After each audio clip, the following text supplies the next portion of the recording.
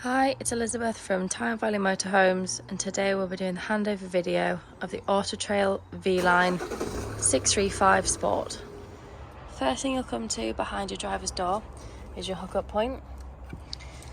So when you're hooking your vehicle up, you want to lift the cap on the collar and then align it to the vehicle and push it on. And then when you disconnect, just push this blue lever down and pull the hookup cable off. When connecting the vehicle to the hookup cable, always remember to connect the cable first to the vehicle and then the mains, and then when disconnecting, disconnect from the mains and then the vehicle, so you're never walking around with a live lead. Next, we've got your external shower. So to get the cap off, you just want to push the blue collar in and the cap will pop off. Then you want to get your shower, push it in and it'll connect up, and then as long as you've got your water pump turned on and your fresh water tank full, you'll get a flow of water into your shower. And then when you're done, again, press the blue collar in, pull your shower off, and then just push the cap back on for storage.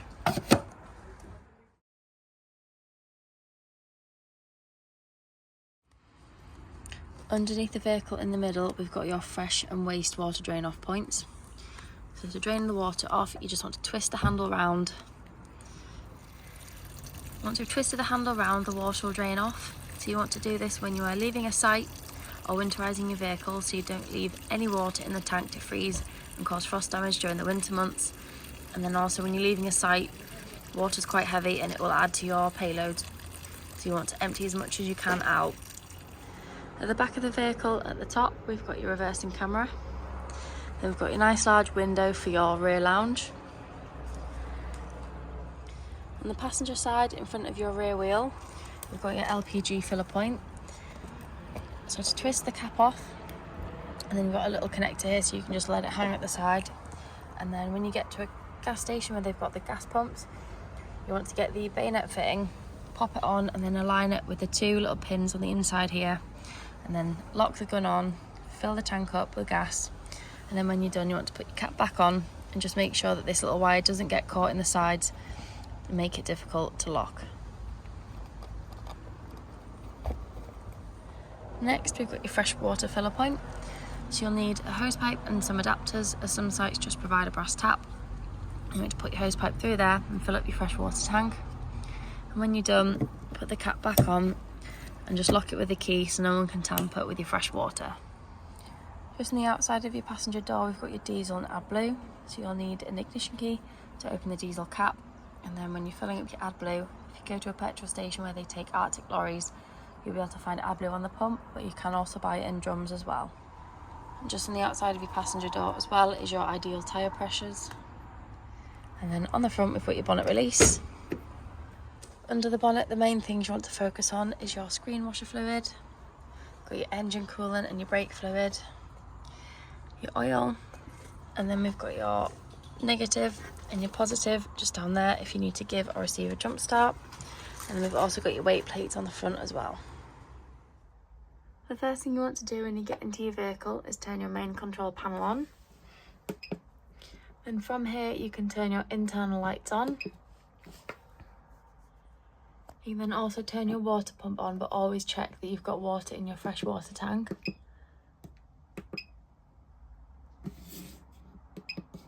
And then you can also turn on your awning lights. And these three bars here, you can check your water levels, which shows here, your battery, temperature and humidity, and then you've got your back button. To operate your heating and your hot water, you can use these two dials here, so you just have to wave your hand across them and they'll switch on.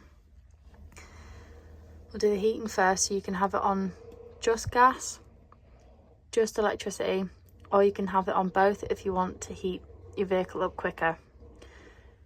On the electric side, you can have it on 1 kilowatt, which is 1 dot, 2 kilowatts, which is 2 dots, and then 3 kilowatts, which would be 3 dots. They've gone blue at the minute, that means it's on, but it's not currently working on gas or electric. In a minute, it will turn orange. That means that it is working and your van will start to heat.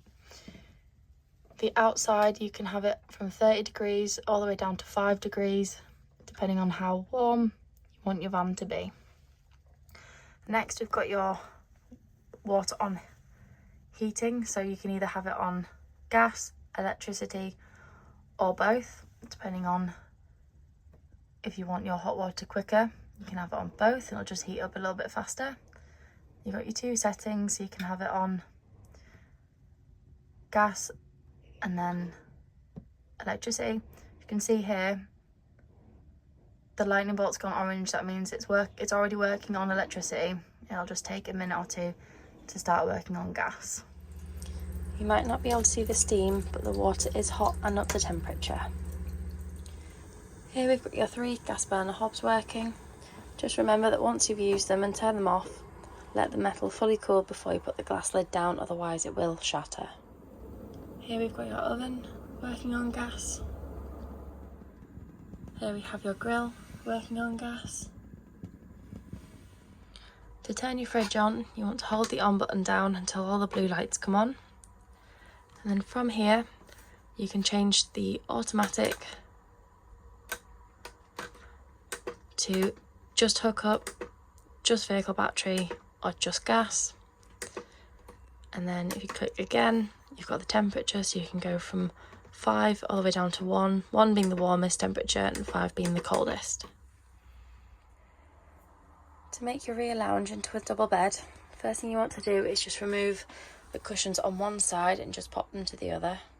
Then under the cushions you'll find these 2 metal bars that are just used as support rails underneath here.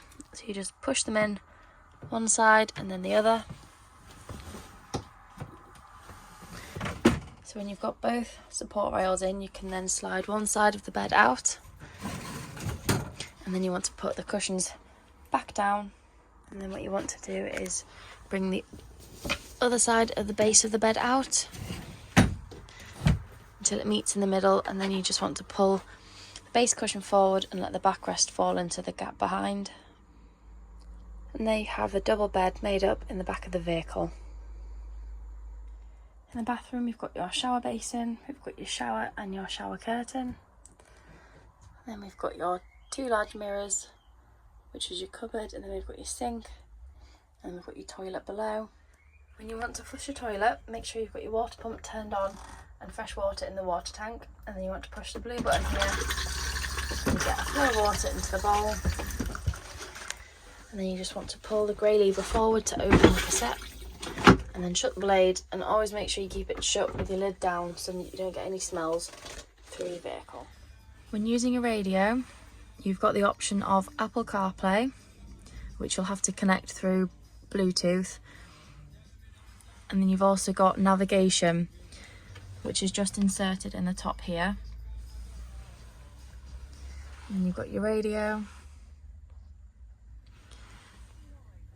or you've got DAB, but you can flick between the two on your radio page as well.